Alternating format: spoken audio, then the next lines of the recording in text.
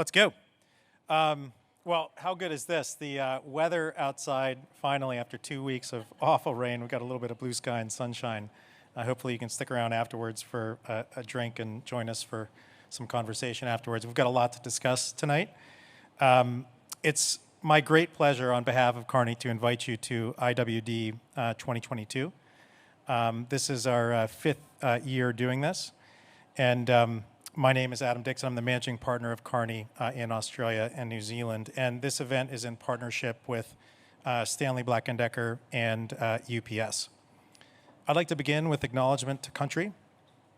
I acknowledge the traditional custodians of the land on which I work and live and recognize their continuing connection to land, water, and community. I pay respect to elders past, present, and emerging.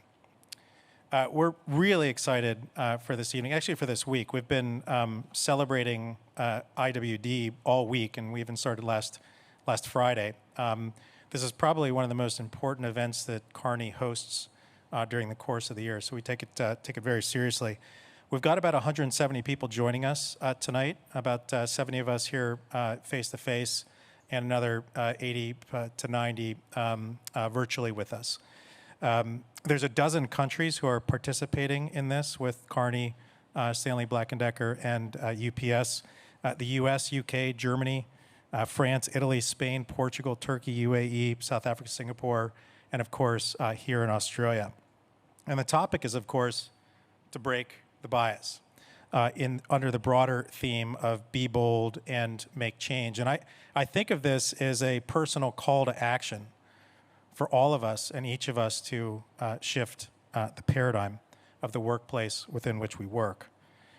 There's a lot of good intent around diversity, and there has been for many years. And some progress has been made, but more is needed and more is possible. But some sobering stats.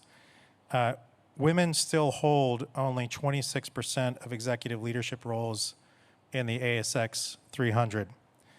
There's only 18 women CEOs in the ASX 300, and of the 23 CEO appointments in 2021, only one was a woman. So what's holding us back if there's all this good intent? There's a range of root cause issues, traditional societal norms to our national policy around care. But one thing is within our sphere of influence right here inside this room, and that's our paradigm, our individual paradigms through which we see the world, but also our collective paradigm as leaders in the respective organizations that we serve. We each shape the collective conscience of the organizations in which we operate. And it's our duty to do that with diligence.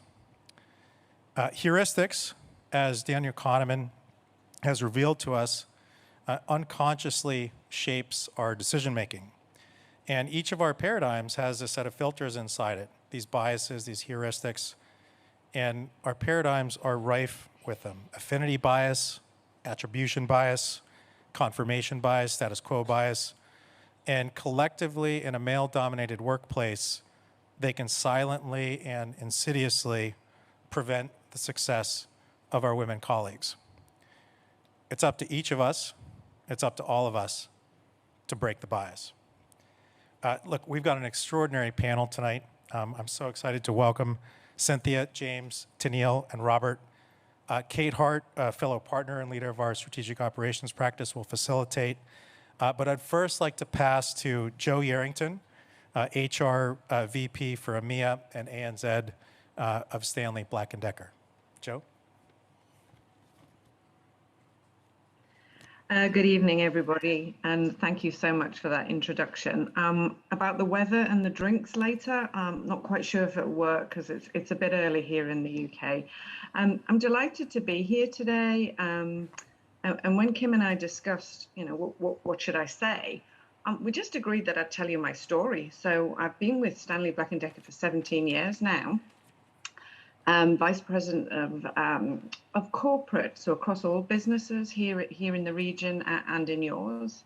But I always never wanted to be in this kind of role, but it just happened. And I've got a really good story to tell you a bit about how we became so involved in diversity and inclusion. I was very fortunate enough to be given an opportunity to go and work in head office in Connecticut. Um, and that was maybe just over 10 years ago. So my husband and I, we packed up the dogs, and we went over to Connecticut. And I was on the third floor in the C-suite, working with as a business partner to the CFO. And I remember, walking onto that third floor on my first day and walking around the lovely mahogany panel floor and going, where are all the women? And it was really quite difficult for me to break that bias, because I'd come from London. My colleagues were from France, from Australia, from Italy, from South Africa, from Dubai. And I walked onto a floor that was all, white males. And I thought, well, I can try and fit in, or I can try and, break this. And I realized that there was other women joining the company from companies like PepsiCo, Dell. And we had this groundswell of women who thought, you know what, let's support each other, and let's try and, get some gender parity here. So two of us, myself and the CIO at the time, we presented to the executive panel and to the board and said, hey, we want to start a women's network. And, we were grilled as to why we should do this. And I would say this is a long time ago, before our current executives. And they said, yeah, go ahead and do it. So we stood there and we formed a women's network. From the women's network became the African Ancestry Network. I was doing a presentation to a group of auditors one week, and a guy pulled me in the break and said, hey, I really admire what you've done for the women's network. I'm actually gay, and I'd like to form an affinity group as well. And I think that was a bit of a defining moment in my career, that what I thought was quite strange, and wanting to create a women's network, led to other minorities coming and speaking up. So fast forward 10 years, we have 9 employee resource groups. I was the only person trying to manage DE&I at the time. And now we have a chief diversity officer, we have a team, and recently we hired a DE&I lead for the region. So, it just goes to show that if you have that courage and you question something you don't think is right, you can break down barriers. And now, we are recognized throughout the world, throughout, some important awards as a really great company for diverse hiring. So I'm really pleased to be able to share that story with you. The other thing I wanted to talk about was, I'm normally sat here in Zoom in my garden shed, because in the UK, like over there, we've had really strict COVID protocols, and we've worked from home now for 2 weeks. And at first I quite liked it. I used to travel significantly. I mean, I'm talking 90% of my time was traveling. And the novelty of not traveling and traveling 100 yards down the garden was great. And I talking to Kim and Kate over the past couple of weeks, and I started to question, how is this helping women? And I had an International Women's Day event here in the UK yesterday, and I posed the question as I was moderating, like you, Kate, and I posed the question, has the lockdown, has remote working benefited women or not? And none of us could agree the answer. It was yes, but no, but yes, but no, because I miss talking to young graduates, young females who are starting their career, and giving them some tips. And International Women's Day was yesterday, but I decided to take a bunch of high potential females out for dinner last night, just to start networking and talking and mentoring and being able to share that. So the past 10 years of my career has, it's been very transformational. The past 2 years has made me think about, what else can we do to help break the bias for these young women who start in our company and sit in front of a screen and don't meet anybody. And fortunately, we're starting to move back to the office, but we are going down the hybrid work model. So, lots to talk about. And I'm really, thank you for inviting me along today. And secondly, I'm really looking forward to the panel. Be your true self, be authentic, and let's get that going. So I'll hand back over to you now, Kate. Thanks, Jo. Thanks for waking up to talk to us. All right, again, welcome to everyone, to those here in physical presence as well as virtually. So really excited to have this conversation tonight. It is my privilege to do this again. I did it last year. We had a very interesting conversation, and it's so promising with the sun coming out, the rain stopping, and a new sense of growth and opportunistic future for us all. So thank you to Sydney for putting on the weather. A lot has happened over the last 12 months, and just wanted to sort of say my thoughts are with any of you that are indirectly or directly impacted with what's going on in the globe at the moment. It is chaotic times, to be certain. So as Adam said, my name is Kate Hart. I'm a partner based in Melbourne, and I'm very lucky to facilitate this discussion. I know each of these panellists, and I know that we're going to have a very frank conversation. So just quickly, James, Tanil, Robert, and Cynthia. And I would also just like a quick shout out to Neil, who's recently been announced as #1 of the top 50 people in e-commerce by Inside Retail. So I think we should give a bit of applause. That's it. So let's open to the conversation. So James, before I even met you, I'd heard of you and the work that you were doing in regards to gender equality.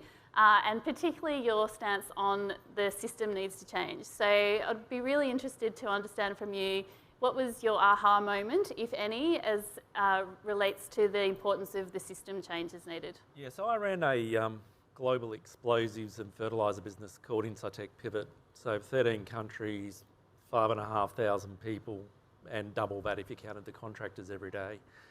I was appointed CEO, and I wanted to fundamentally change the way we worked, and I saw improving the diversity in the business as the key enabler to changing the way we worked. So did what a lot of people back then did, focused on training. So we did sexual harassment training, we did unconscious bias training, we did leadership shadow training. We tried to train our way into diversity. And 2 years later, I looked around and nothing had changed. And I learnt a couple of things. Firstly, if you want to change a system, and you all operate in systems, whether they be companies or partnerships, it's far easier to change the system by changing the system rather than changing the people in it, changing the system by changing the people in it. But the most important thing I learned was actually our system was designed to put men into roles. And the way the system worked and the unwritten rule in the system was women could play a role in the business provided it was functional. But boy, if you wanted to be an exploiter or run one of the plants or be in the sales office, that was a women-only type of area. And the system was incredibly skilled at pushing back any intervention that we had in changing that system. And of course, as I say, it was run by men, designed by men, and designed to put men into roles and women into other roles. So what I learned was, if you want to change the system, change the system. And it's a matter of really focusing deeply on what's actually happening in your system and putting in interventions. When we started to do that, over the next 4 years, we doubled the amount of women in the business overall. Our top 3 plants globally were run by women. Largest explosives site in the world, which is still the largest site in the world, was run by a woman. And guess what? The sky didn't fall in, and we picked up about 10% productivity improvement where we got an improvement in diversity. And to build on that question, sometimes the system rejects the donated organ. What structures did you have to put in place to help that change? I just had to totally change the way, in particular, the talent system worked. So the way that we thought about roles was if we're going to put someone into, say, a mine site, they had to go all the way from learning how to be a shot firer all the way to learning how to run a site. And so we had a very insular view on what leadership was. And in fact, the view was really, we described leadership as management, not leadership. And so we had to intervene and say, no, actually we don't want that. It's important we've got that skill on the team, but actually we want our leaders to be fantastic leaders, to be able to teach the management system, to be able to engage, to be able to help facilitate problem solving but not do it. And so we totally changed the way we recruited leaders, and we looked for those skills. And of course, in doing that, we no longer required the 30-year explosives veteran. We opened up our pool, and guess what? We were able to recruit some outstanding women who had those type of skills and really changed the system. From a CEO's point of view, I own the system. And in fact, we've got to get far more men showing up to these events, because actually men own the system. And so it's for men to stand up alongside women to change the system. That's not to say that men should speak for women. Women are very capable of speaking for themselves. But it's just saying if men primarily own the system, it's just easier to change that system. And I do a lot of work in the Champions of Change Coalition. That's exclusively about systems change. That's the model that we use. Cynthia, Tennille, Robert, any builds on the systemic biases that you've experienced? Or maybe Cynthia, I know you've worked in investment banking. I'm sure there's a few stories you could share. Well, yeah, thank you, and thanks for having us here tonight. Yes, I spent 20 years in investment banking, and I started my career, just as an aside, on the trading desk, where in a room of 100 people, there were 3 women, but one of the women was the head of the sales desk. And so we'll talk later, I hope, about role models and the importance of role models. But yes, I've worked across investment banking and then telecommunications and media and health and energy and retail. So I've seen lots of systemic bias in plenty of industries and plenty of companies. There's a couple of things, when I saw the topic for tonight, there was a couple of things that sprung to mind for me about systemic bias. And I think I would say systemic bias is also societal bias. And so absolutely there's bias around what a good leader looks like, and that tends to, as James said, because the system was built by men, it tends to be a male. There's definitely systemic bias around, certainly in Australia, what society's expectation is of what a good mother looks like and what a good employee looks like. And as Elizabeth Broderick once said, you can't be both at the same time, because the expectation of you as a good carer is that you're available to your children 24/7, and the expectation for you to be a good employee is that you're available to your employer 24/7. So it's really hard to do both. But in fact, the systemic bias that I really wanted to focus on was not about the system itself, but about the way that men and women show up at work and interact with each other based on the system that we have in place. And the way I would summarise it, and this may be controversial, so let's get going, is women don't ask and men assume. And what I mean by women don't ask and men assume is, like as Kate said, I've worked across tons of different industries and lots of different teams, so I've got a reasonable sample size to say that I have worked with so many women who subscribe to what I call, the BHP syndrome, the quiet achiever, or the princess syndrome. The idea that if you just keep your head down and you do a really good job, someone's going to notice you and they're going to come along and pop a crown on your head and say, you've been amazing, we're going to promote you. The unfortunate reality is that's not how it works. And because many women engage in the workforce in that way, male counterparts assume, well, she's never said she wanted a promotion. She doesn't seem ambitious. It doesn't, I'm assuming that she didn't want the job, she didn't want the pay rise because she's never said anything about it.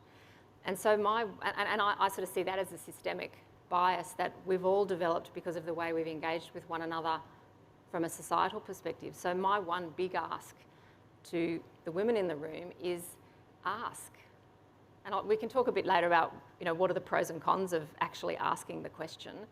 But also I guess my request to, the males in the room is don't assume. I've had some of the best career leaps in my 30 years because people didn't assume about a decision that they were going to put to me. They actually asked me. Great. Robert? I suppose my background, my mum was the major breadwinner in our household, and going right back, she was a major campaigner. She was the night matron of the Royal Children's Hospital in Melbourne, and she was a really strong campaigner for women's rights at work, for things like lights in the car park, for security. She was always having an agenda for things that weren't right, the pay equity issue. She was constantly doing things. So at home, it was always a topic. So I was not allowed to forget that, and I was being disloyal to my mother to go into workforce and just ignore all of that. But there's times in my work life that I've just shaken my head at what's going on, and unfortunately there's still shake your head moments existing now, which I'm sort of a guy that does process change, so I think of everything as a process and a problem to solve, and you just fix it. So at a way too young age, I was the head of personnel in the tax office in Melbourne, and we had RSI, repetitive strain injury, as a major issue for our data processing operators, who were all women. Organisation did not care about it, didn't want to recognise it as an illness, treated it that they didn't want to pay workers compensation. And here was I, with no real skills in HR, I'd have to say, but I'm in this job, and I'm just saying this just is not right. And we're just doing this because these people are women. There was no acceptance that there was an injury and to deal with that. Later on, I went as Chief Executive of Racing Victoria. Female jockeys treated abysmally. So we have men and women riding racehorses. The men have a jockey's change room, which has only got male toilets in it. It's full of males changing. So the females who were riding at the time have to use the public toilets to go and get changed. And this is in a modern industry making billions of dollars, distributing massive amounts. There was no investment in that, and that's 2005. So I've tried to fix those problems, and there's still time. And I said this to Cynthia when I saw her today. We did this work at Telstra, and David Thodey would be one of the best CEOs on the planet for having an authentic care about staff and people. And we were talking about diversity, and we're all congratulating ourselves on setting these diversity targets and having this program, and we're going, early signs are we're doing really well. And Cynthia, who had just joined the company, said, "What are you all talking about? We're nowhere near where we need to be. We're not achieving anything. You've set targets, you haven't achieved anything yet." And it was sort of a wake-up moment for me that you can only get so far without changing the system, and the system has many elements to it. It can be, to give another example, PricewaterhouseCoopers, great firm doing a lot of things in diversity nowadays. Back in the 1990s, when I joined, no female partners, all male partners in Melbourne, and they had the partners bar. So every night after work, you went to the partners bar and you had a drink with your fellow partners and you went home. It was part of the culture of the firm. You start promoting female partners, there was a distinct wall put up that women were not welcome in the partners bar. And all the sort of mentoring I've done for women, feeling isolated is a big feedback point I get. We don't feel we belong, we feel we're different, we feel we're treated differently when we're in a meeting or in an employee setting. And there's a lot, that's what that systemic bias is, the way we behave. I'm very suspicious nowadays of things like work hard, play hard cultures. Work hard, play hard means anti-woman. It's the boys working hard, going out, having a drink, and celebrating success, but women are not welcome in those sorts of environments. Hard work environments. When you say it's a hard work environment, you haven't thought about constructing a job that doesn't mean you're working people unnecessarily. I'm suspicious of industries or businesses that say we're a hard work culture. It's an anti-female culture to do that. And not saying women don't work hard, it's just you're not thinking about how you're structuring work to be inclusive of everyone and their needs. So the culture change systemic issue I came to way too late. I think of all the transformation I've worked on in my career, and I didn't think about it hard enough. I think I'm one of those people that gave up to the system. I try and do everything other than change the system. Change process, change procedure, go with targets. But until we actually change the systemic bias that's there, we're not going to complete the journey. That's my conviction.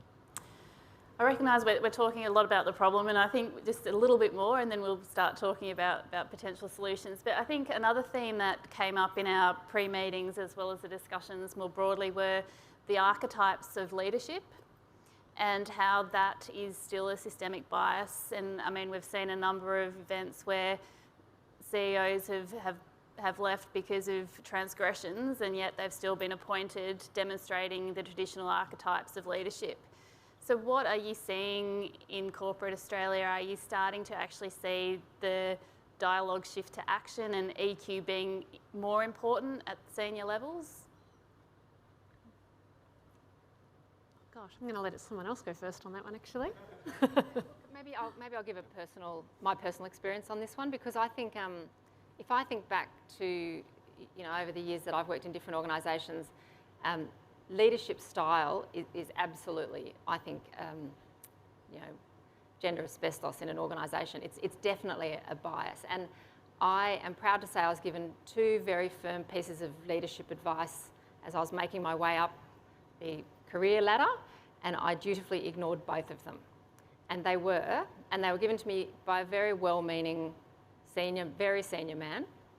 The first piece of advice I was given, and you can now make a judgment yourself, related to how I spoke, and the other piece of advice related to what I said. And so the first thing he said to me is, you have to moderate your voice.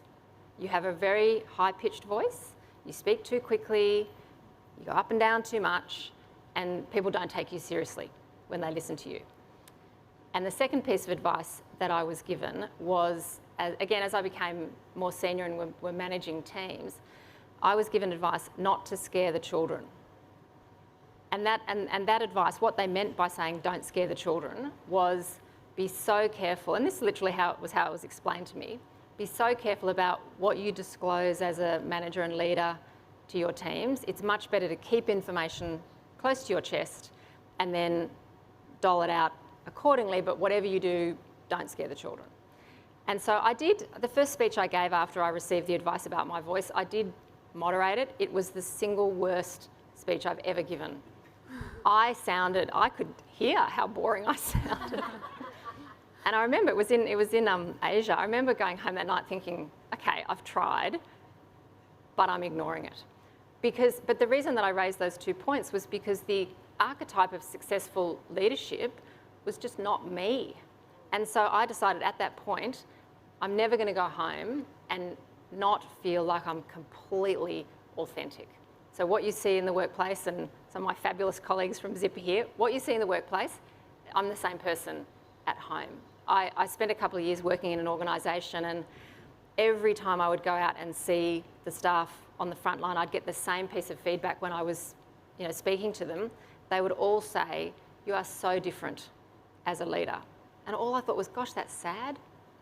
Like if they see me and say, you're authentic, you're down to earth, you're approachable, you're so different, I wear that as a badge of honour. I say, great, let's change the archetype of what successful leadership looks like. Yeah, my point on that is we've got to stop trying to change women. I mean, this is just bizarre. We want this gift of diversity, And then the advice we give the women is behave like a bunch of blokes. I mean, I just think it's really bizarre. Look, there's no doubt that boards as part of, and I sit on 3 boards, as part of our due diligence for leadership, the question's absolutely asked, and the diligence is also asked, has this person, and it's primarily men who are harassing, it's sort of number, it's 98% of cases of harassment, sexual harassment are men. We now specifically go out and test. Now, the really good thing about the Champions of Change Coalition, we've just done a big report on harassment. What is starting to change now is when men get fired for harassment, it's actually disclosed whilst a man's gone. And you've got to do that because you don't want to pass a problem on to another area. But more generally, in terms of the question, boards look at the whole person. You know, we're looking at not only what leadership can do, but how. And because quite rightly, we're seeing as how being the true competitive advantage in business, that opens up a whole different range of possibilities for who you'll bring into the organisation to lead it, whether it be CEO or C-suite. Just to build on that, Cynthia, I've had similar feedback consistently. You know, I'd be a really good presenter as long as I didn't sound quite so much like a woman. Can do a lot with that. That's really helpful. I'll put a slightly different perspective in there on leadership. I was asked another question in another forum today. I work in an organisation that is predominantly, we have a significant women customer base. We've got a majority female board, executive leadership team, and majority women employees. And so the way the question was asked for me is, what is some of the advantages of that structure? To be clear, that creates its own set of biases that we work through very consistently. What it does do is it allows us to, because we are serving women customers, be very customer-centric and empathise and be close to our customers. What it has presented as a challenge, and I'd like to say in this day and age it's not quite the case, but as a woman CEO presenting to investors on the ASX, talking about my business with credibility, coming out and speaking about the results of my business, getting compared constantly to male CEO peers who speak with I guess a different leadership approach, a different communication style, one that's grounded much more in bravado and speaking with conviction rather than speaking truthfully and authentically. I do find that even now, at this point in my career, my communication style is critiqued. And rather than embracing the diversity that comes from a different style of communication or leadership, we're still trying to fix the women. Yeah. Which is sad to say in this day and age. And it says it all about the system. Yeah. The system's pushing back. One thing I'd encourage you to read, and it's a bit of a promotion for my family again, but my sister is one of the most senior executive women in the United States. She's the head of investment banking at JP Morgan. In New York, and she's been there for about 35 years. She's had 4 kids, 4 bouts of maternity leave while she's been there.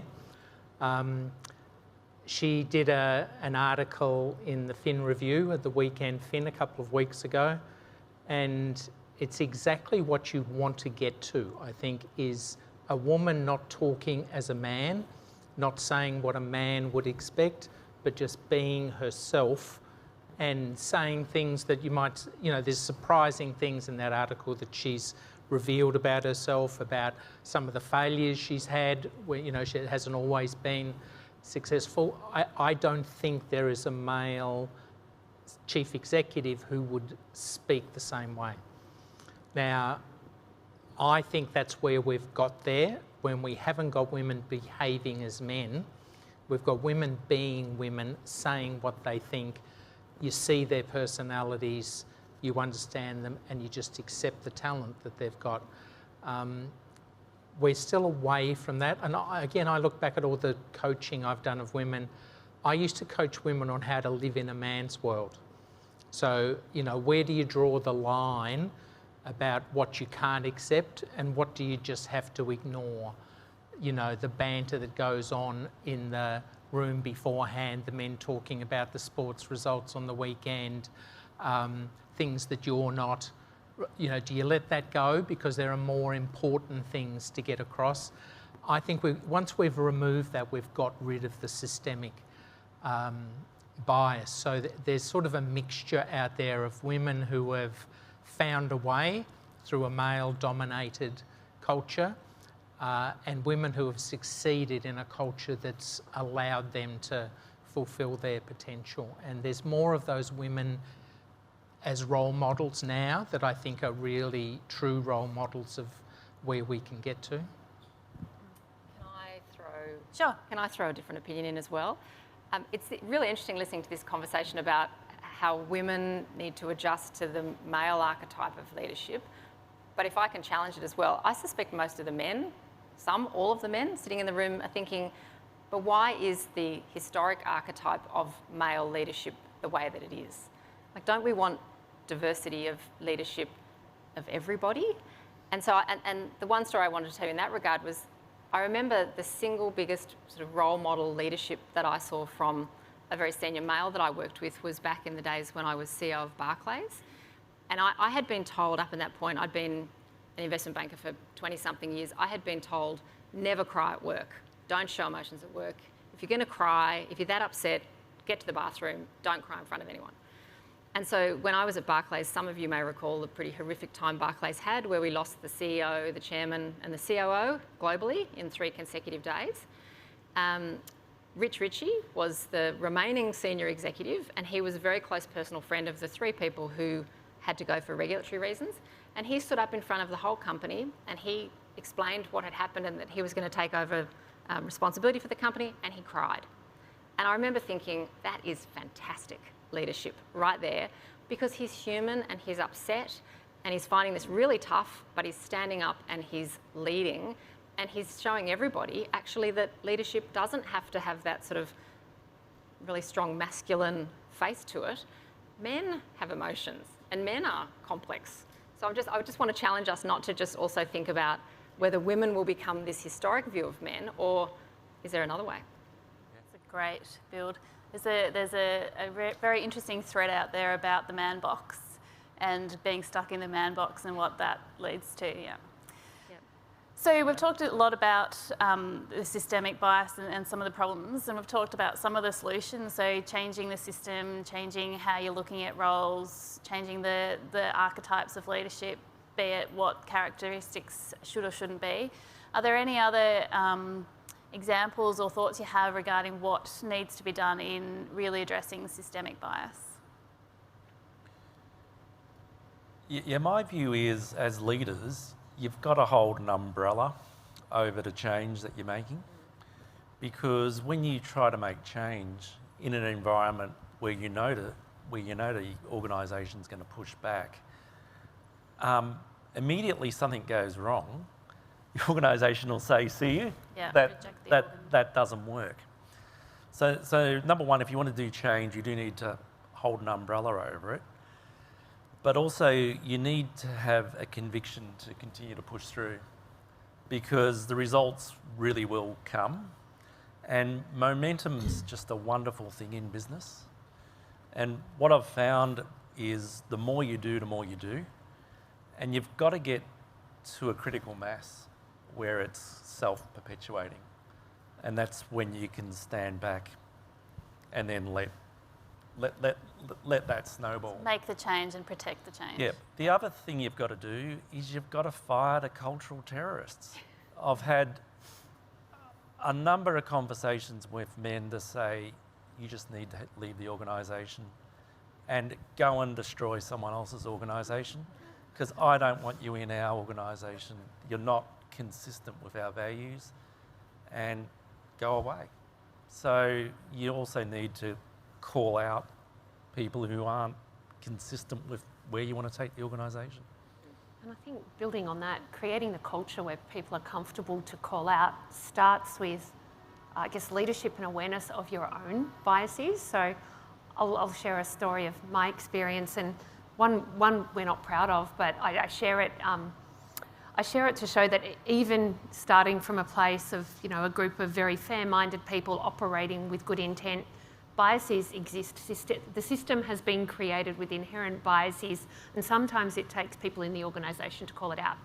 So the organisation that I'm currently working in, we pride ourselves in, being built on a foundation of diversity and inclusivity, and I talked a little bit about the stats, but we had a situation where we had one of our junior employees write a letter to the CEO explaining that despite loving working for Adore, despite feeling so passionate about our purpose and our values and connecting with the business, her personal experience was when she went onto our website, she wasn't able to buy a foundation shade in a complexion that matched her skin type. So despite her passion for the business, despite being so close to the business, we were excluding her and isolating her. And she brought that to the attention of the leadership, and that filled us with shame that a system had been created, that a system that was intending to promote inclusivity was actually locking out parts of our customer base. Now, there was no ill intent there. The decision to stock a limited number and a limited range of shades was simply a commercial decision for a business that was cash-strapped, and we simply stocked those shades that would sell best, not recognising that by not stocking the full range, we were excluding and preventing people from shopping on our site. So when we got that information, as leaders, we took responsibility for it. We acknowledged the role that we had played in creating that on our website, and we created an initiative that we called Global Shades, where not only we went to each of our brand partners and asked and worked with them so we could get access to the full range of shades they promoted globally, but we also went out to the industry and shared with the industry how we had got it wrong and acknowledged the role that we had played, and asked the rest of the industry to join us to create a change at an industry level. Now, the reason I share that is that the people leading the business at the time were good people, and the system had not been created with that intent, but that does exist. So it starts as leaders with looking at yourself, understanding your own biases, and understanding the role that you can play in changing the system that you've created.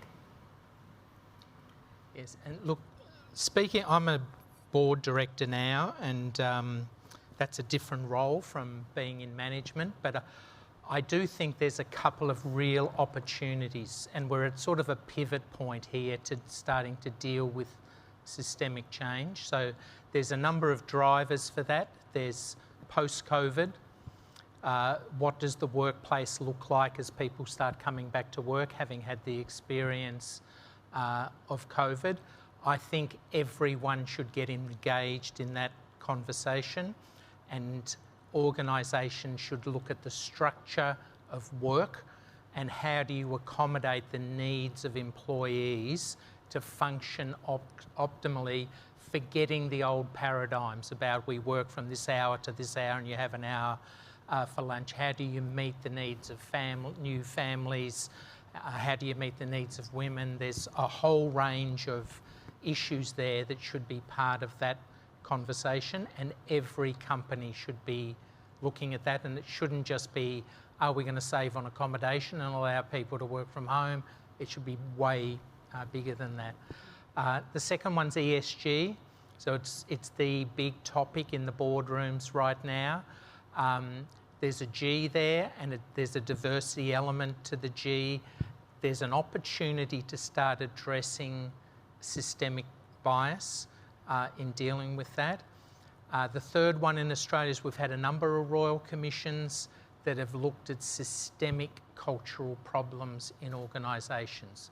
The banks, the insurance companies, Crown, these are large companies with systemic corporate issues that the operation of boards of management, boards and executives, something slipped through the cracks and something didn't work. So as we fix those, we can start to get at some of the inherent cultural issues. So I've got a more radical solution. I don't think boards of directors get engaged enough into the culture of the companies that they oversight. I really like what Rio, even though they were pushed to do it, I think because of public inquiries, but the culture review that they've published, that is worth a read to everyone in the room. So it's an open, transparent view of their culture, which is appallingly bad, but they've disclosed it and they've got solutions for it. Those solutions, I think, should be examined by many other companies to address the systemic bias, there's big diversity issues. It's not just about sexual harassment, it's about how they work and the work environment in that company. I think boards have got to do more of that and actively promoting that to be done, and for companies to seriously examine that. I would like to think boards start commissioning their own surveys, getting into some of these real issues of what's going on, and not accepting the standard employee engagement survey that tends to have management trying to get at their bonus based on hitting a score. Let's initiate some specific reviews in areas that we might be concerned about. And I think there's a real chance to change over the next 3 or 4 years a lot of the systemic cultural issues. That's great. Robert, you mentioned COVID, and obviously that's had an impact on ways of working. And Cynthia suggested we did a little bit of a poll within the room. So raise your hand up if, as a result of COVID and lockdowns, your ability to do your job was impacted by your caring responsibilities.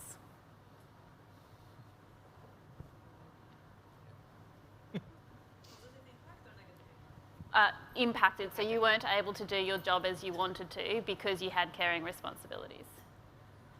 Okay, interesting. So good mix. I think the hypothesis was, and there's been research done into this, is that women took on the burden of the load of childcare as a result of not being able to access services through the COVID period. So it would be good to have a discussion about, obviously COVID is an acute issue that has impacted work locally and globally. And, I think Joe articulated that there's definitely been some upsides. I think we've all demonstrated we can work remotely, but there's also been downsides. So, interested on your reflections regarding the future of work post-COVID. Well, firstly, that survey result's the exception to the rule, not the rule. When I talked to a lot of women, it was bloody hell being dumped with the kids and then having to try to fit your work in. Once again, we can look at that type of stuff systemically. And in particular, there's a lot of work going on now thinking about, in particular, parental leave and how you think about parental leave. Because in some of the Nordic countries, they use that as an intervention to start to get men and women to take up care equally.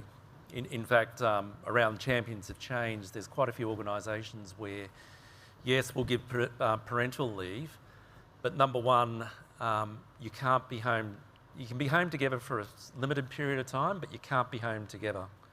Because for a lot of men, that just means you go and improve your golf handicap. And that's the brutal fact. And trying to get men to be at home when you've got the birth of kids starts to pattern sharing the care and equal care. I think as organisations, we've got to celebrate that. And we've, on one of the organisations I chair, we actually measure the take-up of parental leave by men because we're trying to change the system. And the question we ask when initially that didn't occur is, we ask what's wrong with our leadership that stops that? What's happening in the culture where you've got this, who's got kids? I've got kids. You've got this wonderful gift being home with your kids initially when they're born, and yet what was happening in our system where men weren't taking that up. And role modelling is really important.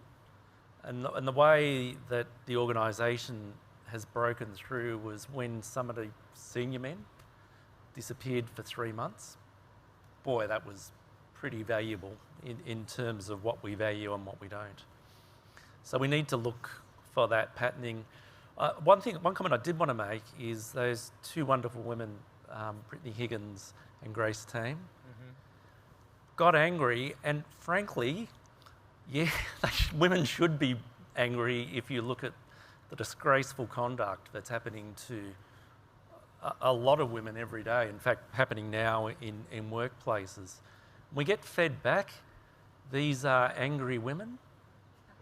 Hold on, and if a man did that, we would have, that would not be the reaction. So once again, we've got to look for opportunities where we can just call out rubbish that's talked about, and personally, we should be celebrating those women are playing such a huge role in trying to solve something that's a huge stain on Australia.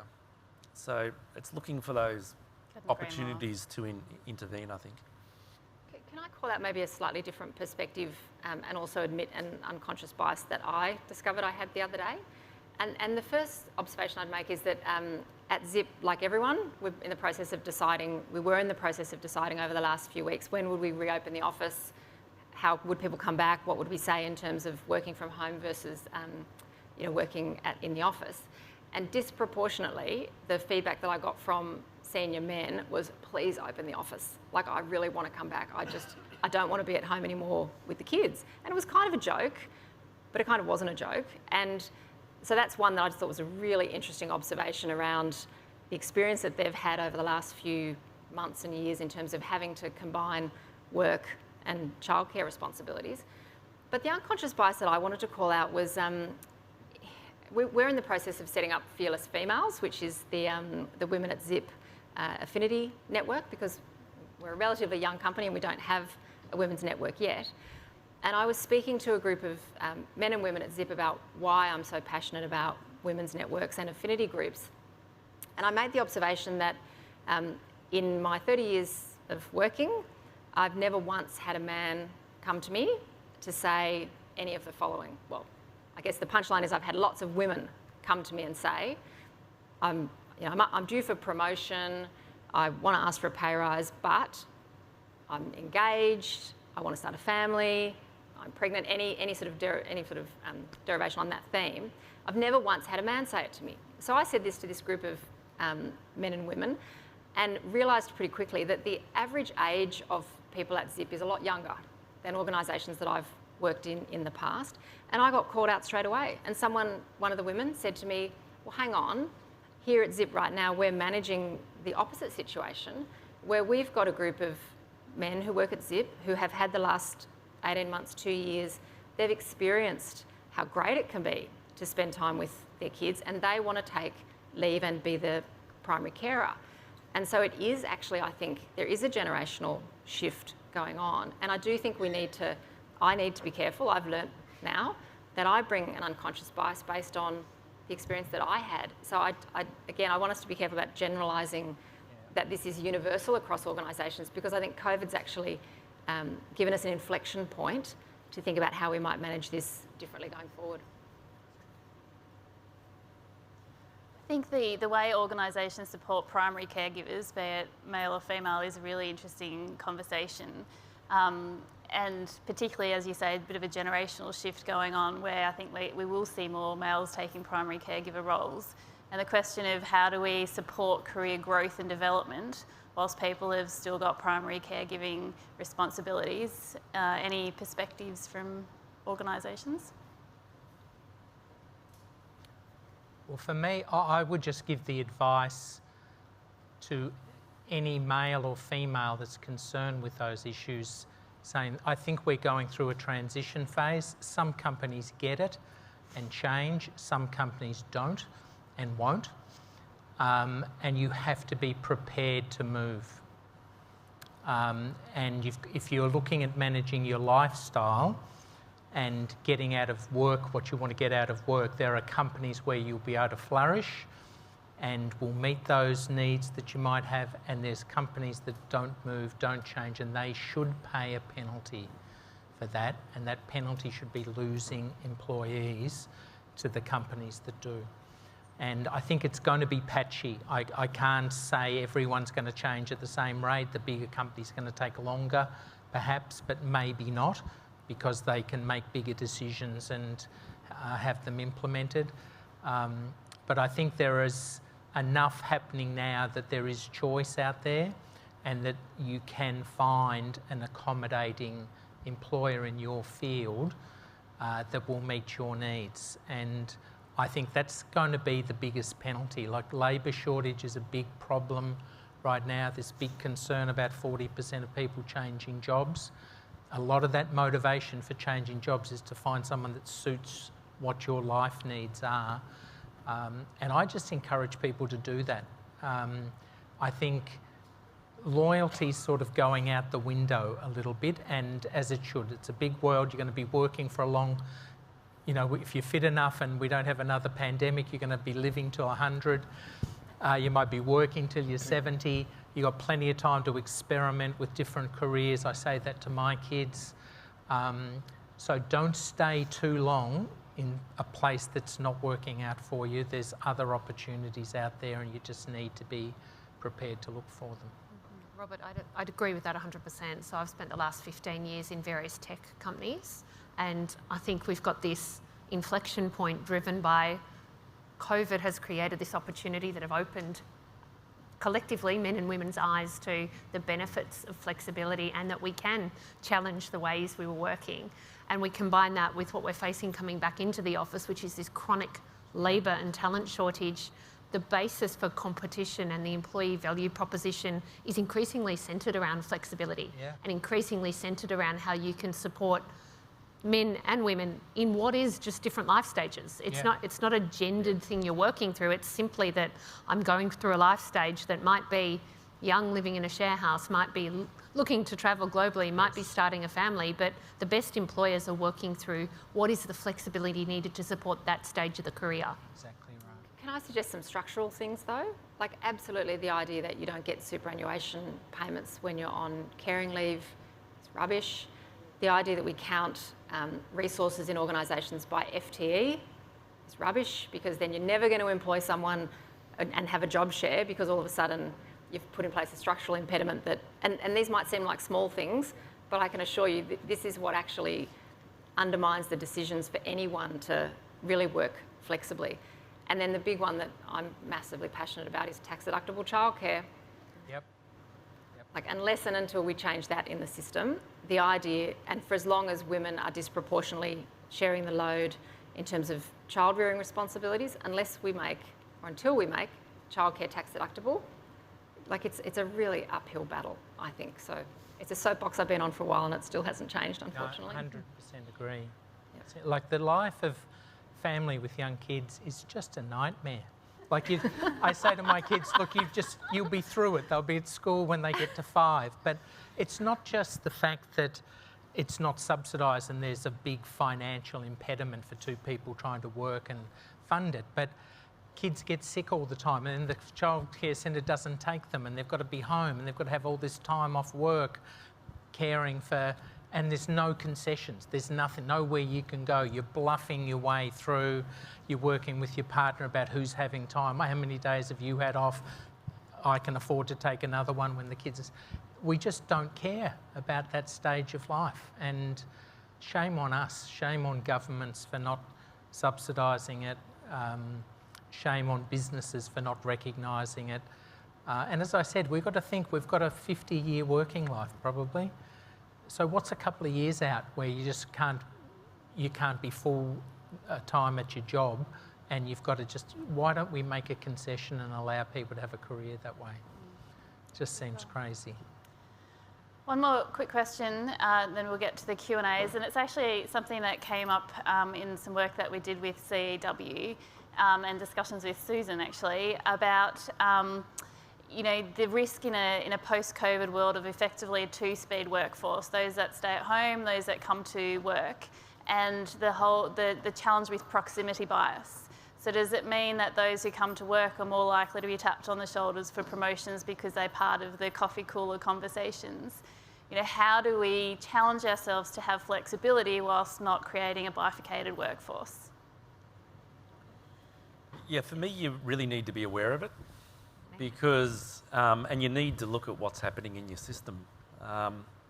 Similarly, around the Champions of Change coalition, there are some organisations where all the men are coming back, and that just recreates the boys' club, right? We've been trying to knock over. So what you need to do is intervene in the system, create the opportunity where you do bring your groups of people together and facilitate that so it works, which means you play. But also for a cohort, you need to say, sorry, you're not going to come in every day. Because what we've learnt actually is flexible work's really efficient too. You know, when I talk to a bunch of CEOs on flexible work, the fear is people are working too hard, not the fear that it's... So there's a huge productivity benefit with it too. So once again, we need to look at what's happening in our system and ensure that people working from home 100% of the time is not the right answer. People coming into work 100% of the time is not the right answer. We need to intervene to ensure we get a mix of both. But just on that, I think we also need to have an agreed framework in each organisation about what's acceptable in terms of flexibility and what actually is the framework. So I don't know about you, but I have found since everything's on Zoom, people just assume you're available at all hours. Yeah. And so people will put a Zoom in the calendar at 7, and I tend to respond by saying, do you want to come and give my kids their breakfast? Like yes, I actually have the technology to join, but I'm not able to join. And so to your point, that is sort of absenteeism, because then I have to self-select out of taking the meeting at that time. So the expectation that we're all much more available now because people have seen a window into our lives and our homes, I think is something that we have to be really careful of. Yeah, and I think the danger is we think flex is home or work. Yeah. It's not actually. Flex is being able to work in a way that allows your whole person to be really efficient, right? So whether that means some people want to work on Saturday and Sunday. I mean, why is Saturday and Sunday such a day where, you know, you close your offices? So you need, you know, I think we need to allow people the room to say, what does flex mean for me? And therefore accommodate that in the way we run the business. Yeah. Yep. Look, I agree with that, but I'm just very wary of companies that are locked into long-term lease accommodation agreements where they need people to come back to work, so they put stories out about you won't get promoted as well. I think that's just absolute rubbish. And I think the pandemic has proven that we can function in areas that we never believed possible by working remotely. So I agree with setting it up, but I don't believe in the games that are being played, try and persuade employees to go one way or the other. So at Telstra, when I joined, there was a policy, and Cynthia, you'd be aware of this, so we had video conferencing. So you could apply for any job in Telstra, and you could be in Toowoomba, you could be in Perth, and you didn't have to relocate your family to Sydney, Melbourne. You could work out of your home office and you use video conferencing to communicate with your staff. So there was no, within Australia, job transfer for any position. You just worked and that worked seamlessly. Yeah. We got better quality candidates because they weren't thinking of uprooting their family. They had spouses with jobs and they're going to move cities. All went away. And we just used video conferencing, didn't need to do excessive travel, and that works. So I just think if we look at how do we construct work, there's so many options, so many options to solve the issues that are out there. And let's just not try threatening employees with different things to try and get them to do what they don't want to do. Let's try and create work where everyone can flourish, and I do think that's possible. But I do agree with the point that sorry, Kate, just to finish off, I do agree with the point that creating the boundaries and the system around it so that we are not seeing this blurring of home and work. So I think it's fantastic, Cynthia, the example that you gave where you can push back and say 7 o'clock doesn't work for me. We had a lot of feedback in our organisation from the more junior employees saying, I feel like I can never say no to a meeting. I'm getting meetings all hours of all days. How do I push back? And one of the ways we looked at addressing that is actually at an organisational level, structurally saying, you know, there are no meetings on Fridays, just to give people the space. And I'm not saying that's the right answer. What I'm saying, the point is, creating the norms in the organisation, what successful flexible work looks like, so that people aren't feeling that the lines are so blurred that they're expected to be on always. Yeah, I actually got an email from a senior executive who runs one of the departments, the largest department, government department in Melbourne. The really great thing about his email, at the bottom it said, I've sent you this reply at a time that's right for me. You should choose the time that's right for you to reply. Right, yeah. And that's someone who's really, he's a sensational leader, and he's really mindful about, he's headed a department, right? And so if he's not careful by the way he works, that'll trigger responses in terms of his, people down the line. So he's put an intervention in place in order to do that. So I think we just need to be mindful about the way we play this out. All right, well, I know we've got 2 questions come in through Slido. Any questions in the room? Yep. Thanks, Lenny. I'm interested in the panel's view on quotas and targets, whether you think it's a good thing or not. I think I'm in favour. I think it's still needed, sadly, in Australia. Although if I look at one of my recent employers that I won't name, we had targets, and those targets were gamed every half year because we had hit our women in leadership targets, and so you sat down with your head of HR and you moved a few people around, so you hit your target, so you got your bonus and your boss got your bonus. But keen to get your thoughts on quotas and targets. Everyone has a strong view. I have a strong view. So merit's equally distributed at birth. So can we just kill the whole merit conversation? And you manage what you measure, all those sort of things. So if organically it's not changing, absolutely, I am supportive. With one caveat, and I'm sure David Thody won't mind me saying this, but when Robert and I were both at Telstra, Telstra signed up to the +1 pledge. Some of you may remember the +1 pledge was a group of organisations said that they pledged that in every team, in every department, they would add 1 female to their team. It became Survivor. Like literally, people were just actively poaching each other's women. And so then it was like, it's not my problem, it's Robert's problem. Yeah. And all of a sudden the problem just was getting moved around the organisation, but it was quite aggressive. And so then after about a year, David and others realised the +1 pledge is not working because it's got unintended consequences, it's driving the wrong behaviour. So absolutely, I'm a believer in quotas and targets, but you just have to be careful how you structure it and watch out for unintended consequences.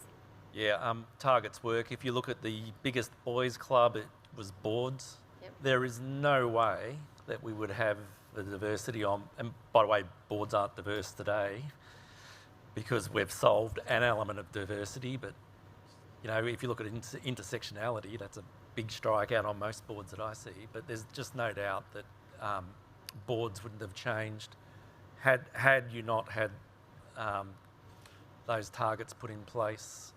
And it was if you think about it, it was an intervention in the system, right? And guess what? Corporate Australia hasn't collapsed because we've got, more women on boards. In fact, the learning I've had is there are some outstanding people out there. You just need to go and look for them. But we need the same intervention at executive level. So yes, we had explicit targets. The ASX gave it teeth.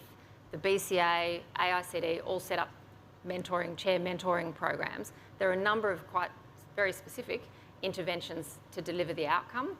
At executive level, some companies report on targets, but if they don't deliver them, I agree with Robert, ESG is becoming more important, but it doesn't actually really have teeth. Yep. And other than the great work that CW is doing, there's not a lot really to support executive women in that journey from mid-ranking through to CEO. So I think we need more specific interventions. Yeah. And I agree with targets, and I think they've worked, but there's still work to do, but we're not going to get there with targets. So women are going to self-select environments they don't want to work in, and they're going to run out of opportunity to hit those numbers. So we need to do the systemic change to get there in changing the way work's done and considering the issues we've talked about today. But I support targets. That's got to be there as well. And there are some men who would say they've been disadvantaged by them, and I think there's some case for that. Life gets a bit tougher when you've got a target you're up against, but women have had it tough for 100 years, and we can put up with 10 years of letting women catch up to the right stage, I believe. So I think targets are the right way to go. Susan? Thanks, Kate. Yes, we're on. Susan Metcalf, I'm at Chief Executive Women. Thank you for a couple of references on that point. I would say on targets, the further you are up the ASX 100, the more likely you are to have targets and the more likely you are to have balanced leadership. And I would say on quotas, that Australian boards already have quotas. We have many, many boards that say we will have 3 independent directors. That's a quota. So what's the issue when it comes to gender? So my question to James and Robert would be, we've talked about systemic change. What's the systemic change, the one thing you would do to change the system? Okay, so you want me to go first? Yeah. Yeah, so to me, and we're doing this on the board that I sit on, completely reconstructing work. So post-COVID, completely looking at the needs of our employees, considering life stage, type of work, what's the range of possibilities, how much freedom do we give employees to choose, time in the office, time out. A comprehensive look at that, I think, is a systemic change.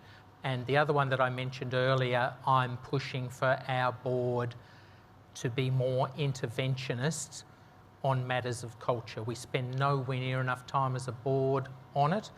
It's generally a presentation from HR once a year that presents the employee engagement survey.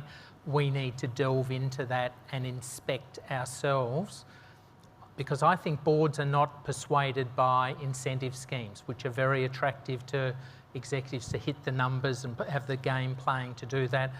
We should be concerned about the overall stakeholders of the company, the brand positioning, and are we living our values? And we should do more inspection of that. And I think, I don't know what that might reveal, but I'm expecting it will be eye-opening. I think that we've come a certain way, but I think what we've really got to be questioning is, where have we moved the needle and where haven't we? If you look at stuff like pay gap, frankly, what's driving the pay gap is we haven't got enough women in the roles that are highly paid, which are the roles that end up running the businesses, or the roles with P&L accountability, for want of a better word. So in the organisations I'm sitting on, we're doing a far deeper dive into where are our men and where are our women, and actually setting targets for leadership around what we're starting to call hotspots, where you just haven't moved the needle at all.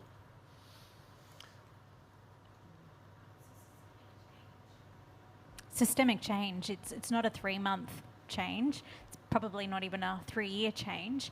How do you support people while that change is going on? Because I think we're still seeing year after year the stories are getting bigger, the voices are getting louder, and people are getting angrier, but this is not something you can solve short term. Where's the support for the people who are impacted until that change can actually happen?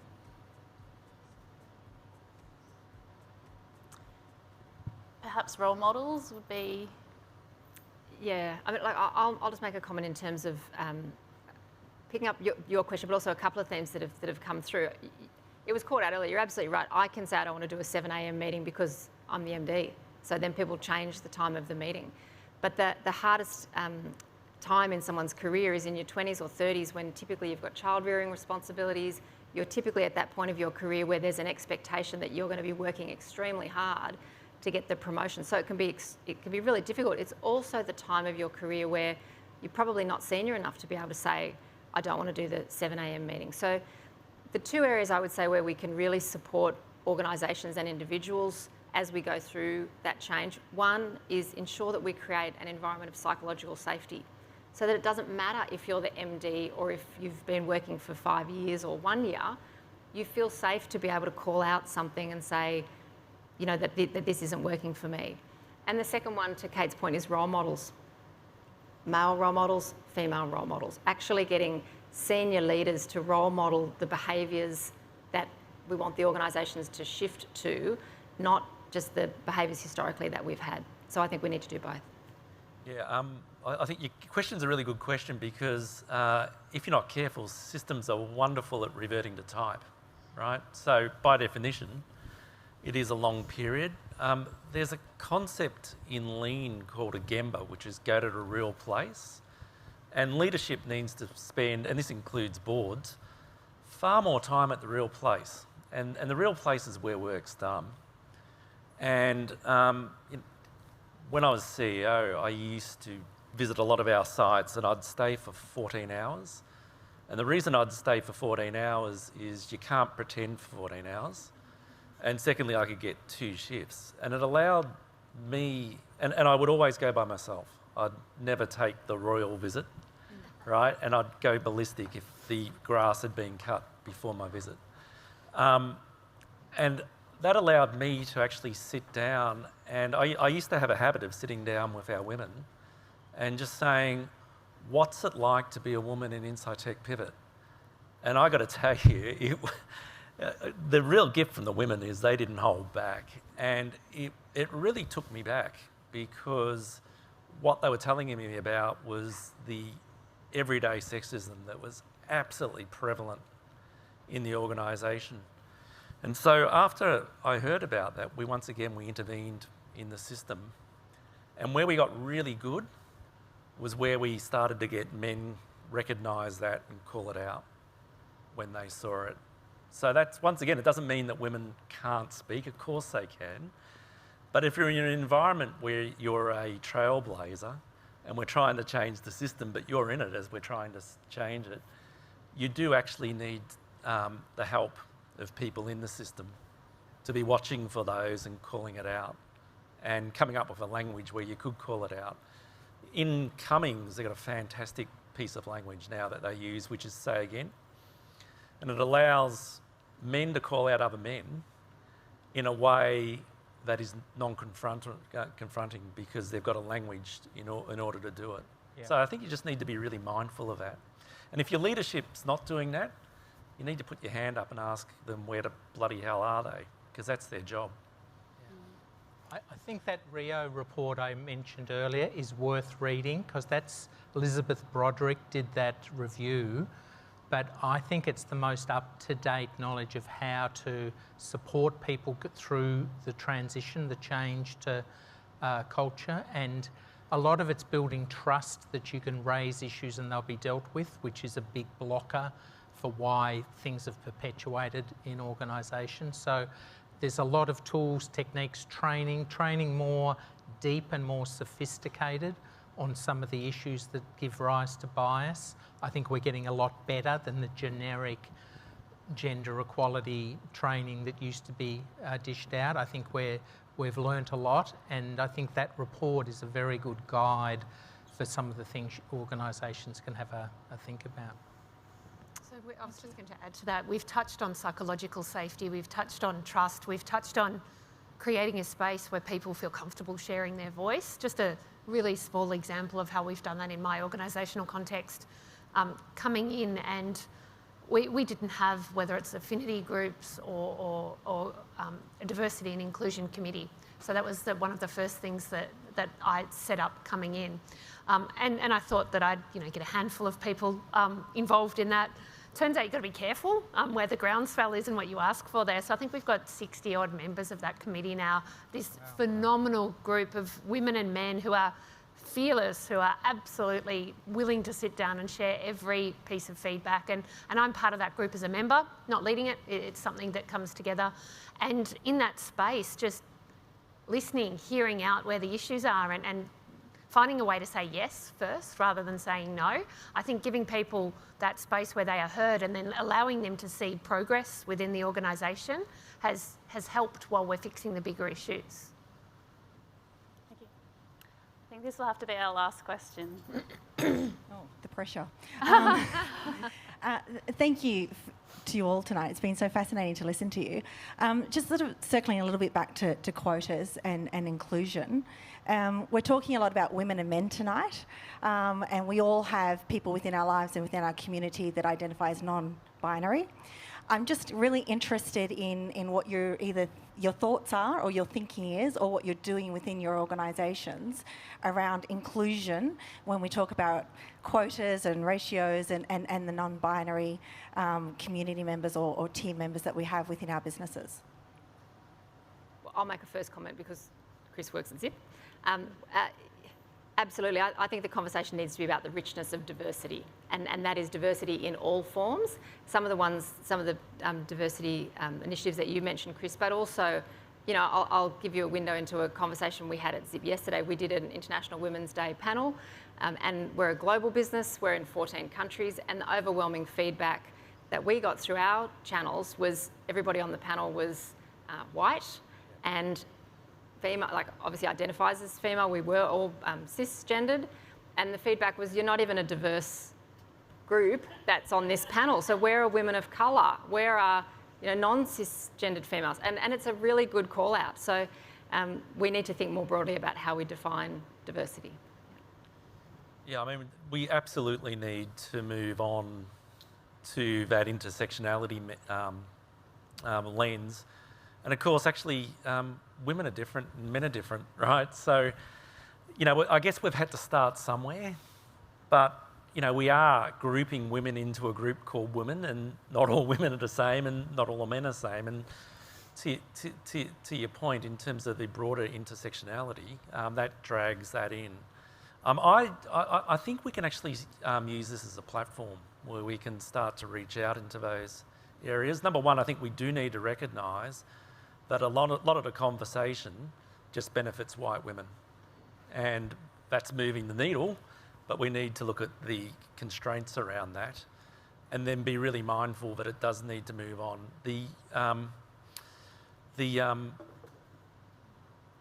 best thinkers in this area think about inclusion driving diversity, not diversity driving.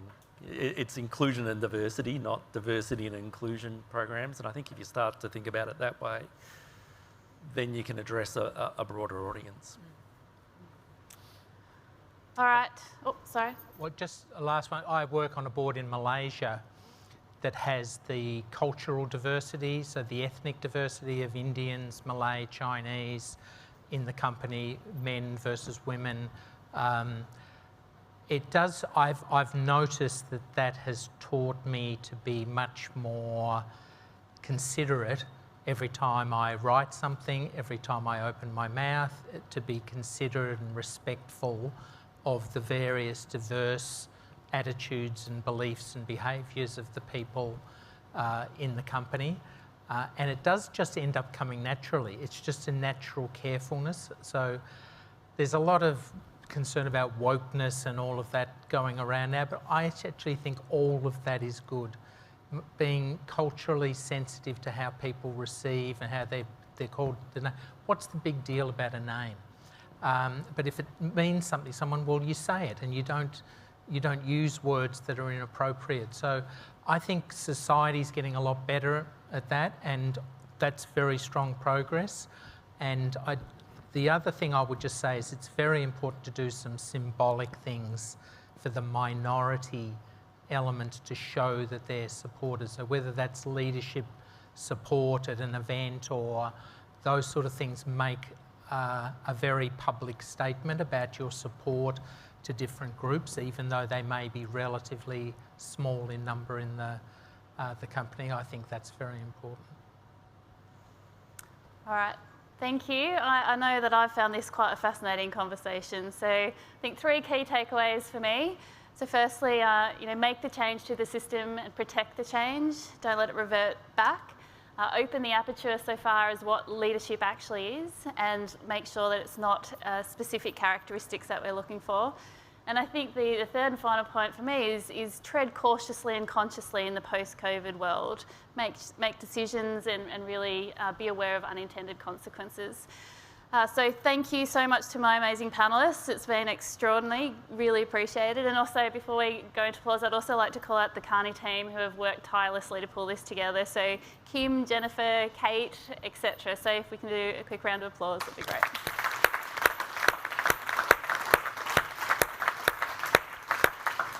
And I think there's a good Chinese proverb that talks about sometimes it's better to walk 1,000 miles than read 1,000 books. Action is really important here. So let's keep the dialogue and let's keep the progress as well. Thank you.